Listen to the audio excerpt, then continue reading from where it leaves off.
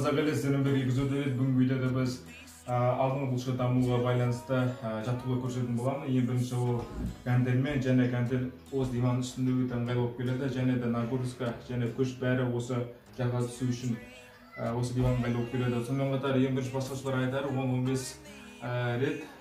Сонымен қатар ең бірінші ауыр салмақтан емес, жеңіл салмақтан істеген дұрыс деп ойлаймын. Өйткені үлкен салмақта бірден бастасаңыз, осы тамырға шығып кетуі мүмкін, қолдағы тамырға зақым тиюі мүмкін. Сонымен кеттік. Осылай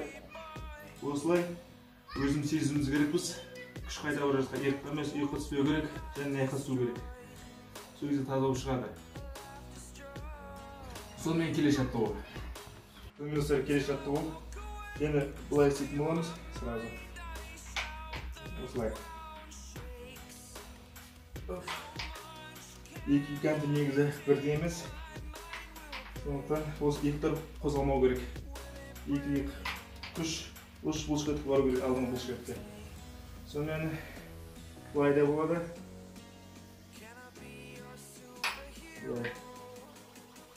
Және де бұлай айналдырамыз.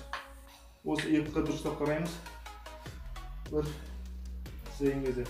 Айнада істесеңіздер өте жақсы болады, өздеріңізді қарау үшін айнаға қарап істесеңіздер. Осылай бұрамыз.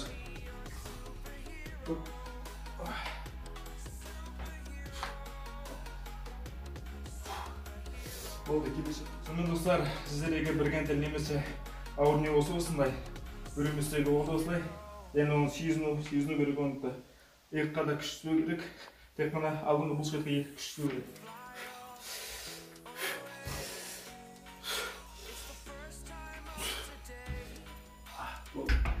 Таза келе бұлай неғағанда бірден жөніміз бірдей ұстап.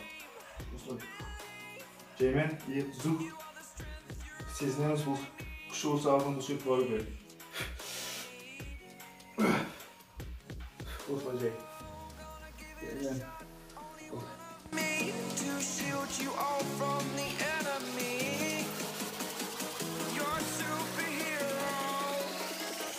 Superhero.